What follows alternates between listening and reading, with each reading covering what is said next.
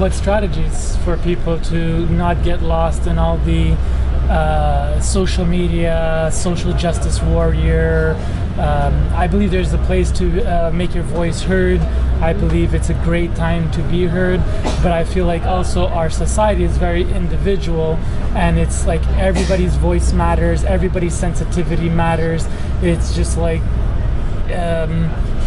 there is almost a part of us that's missing the collective heart, like releasing our own little desires for this collective heart that wants to come through, and not being entitled to whatever I want is the way it should be. Like the feminist movement is a perfect example of it. Second wave feminism was about all of the women coming together and being in action to do something. Now the third wave feminism is very much about individual women, so different minorities and so on. So it's like every individual aspect of each person has an equal voice, whereas I'm thinking that is actually hurting the movement of moving through to bringing in a new paradigm, because we have to be more focused on our collective commonalities and what's important to the collective, i.e.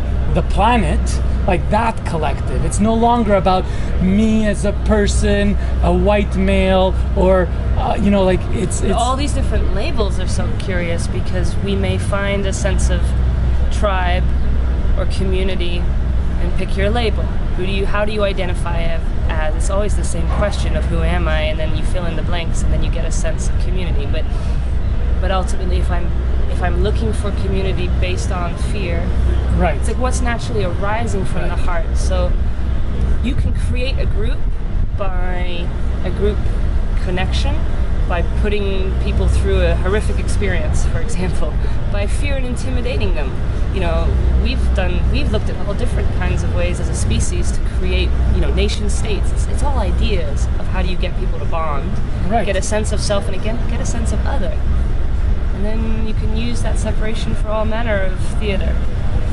So I feel like we're being really invited to stretch our sense of connection, first as a species for sure, but beyond that to the different kingdoms on this planet. I think the environmental issues that we face is forcing us to recognize our connection to the life web in a way that now our allegiance, those of us whose allegiance is actually to life, even beyond the species, it's like something is moving through all of us, and ownership to that mystery rather than just sheer fear, survival, control, protect. But that's a leap, and it's not easy, and I'm struggling with it too. Things don't look so great out there, and I presume that we will be asked to confront ever intense shadow darkness so that our links on the inside and trust in the life force.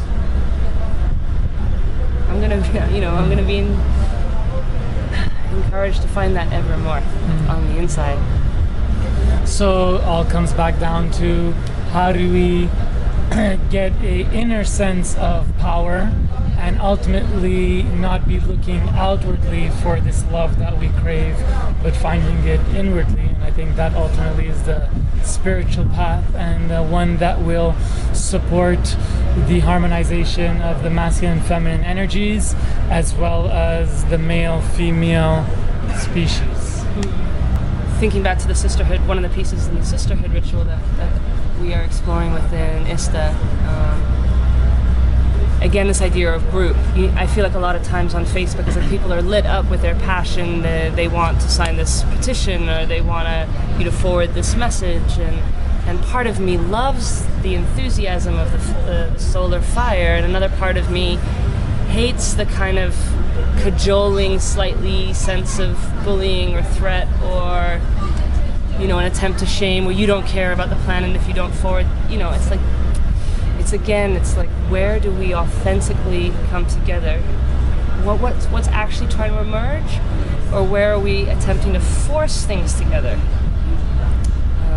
And ultimately, I know within myself, my practice is increasingly to not be attached to things looking that same way, even if when the lines get drawn, friends and lovers and family and bloodline. You know, it's like people are going to make their choices.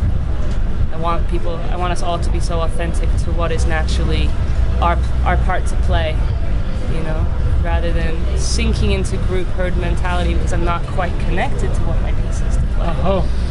So there's some subtleties around this. And that's what I think we're trying to do, is like, we're not trying to put a mindset or a belief system in people in the trainings that we do, but more give them tools to find their pathway back into their inner voice or their true self, so that they could integrate that into your bodies and then allow the body to do what the body was meant to do, was bliss out and produce ecstasy and joy. And when you bring those two together, you become the conscious manifester in the world, and you're bringing through your magic, you're playing your music, whatever metaphor you want to use. What I've been living is that I feel that there is not really a place for men to express their energy. Their aggressive energy is seen as negative. It is seen as bad. It is seen that if you have any intense emotion, that technically you're wrong, and if you're wrong, you'll be unlovable. That's the experience I'm getting. So there's a large part of me that feels like I'm this bull, this big, powerful, masculine bull that was castrated or wants to be castrated, or people are trying to castrate him in order for him to do his ultimate life mission, which is to be a China salesperson. You're serving tea in a China shop. I'm serving tea in a China shop, and I'm this big bull, castrated bull, wearing white gloves, making sure not to offend anybody's sensitivities, so that people can accept me for who I am, and therefore I could fit in. So I don't know. What's your thought on that? I feel like in all of us, whatever our gender is, there's this healing around really trusting and loving our emotional body. But I hear you that culturally, particularly at the moment, perhaps it's like women are starting to step into this kind of police woman role. Maybe it's not new, but this idea that we have to kind of keep an eye on naughty boys because they misbehave, or that there's something that can happen and it can get out of control. And I think that's a really archetypal fear that's, you know, part of a long history about being afraid of our own primal life force energy. So I think it is playing out amongst the genders, where a lot of the phrasing around the emergence of the new masculine is still kind of inherently anti their feminine. Anti their own feminine. Their own feminine. It's like we want this kind of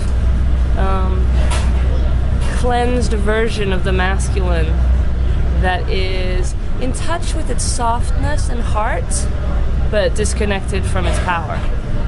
In a way, as far as the emotional expression goes, we don't really want intense rage anymore, and we want a kind of sanitized version, and I don't think that's possible.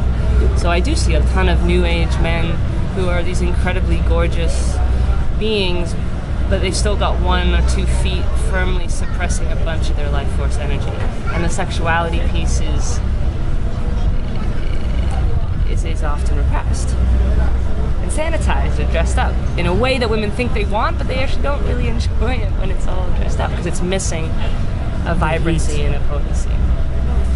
So yeah, we're in a very sticky situation with both men and women slowly waking up, finding their voice, finding their power, wanting to show up, not knowing how to show up because the models don't really exist. So as of right now, we're just doing the best to ask the questions and experiment. So and have the conversations. Thank you, Araminta, for this lovely conversation that is more and more emerging in this paradigm, and that we have to have in order to find some idea of how to walk hand in hand in alignment versus power over or power under. So thank you for modeling that for me all the time on our journey together.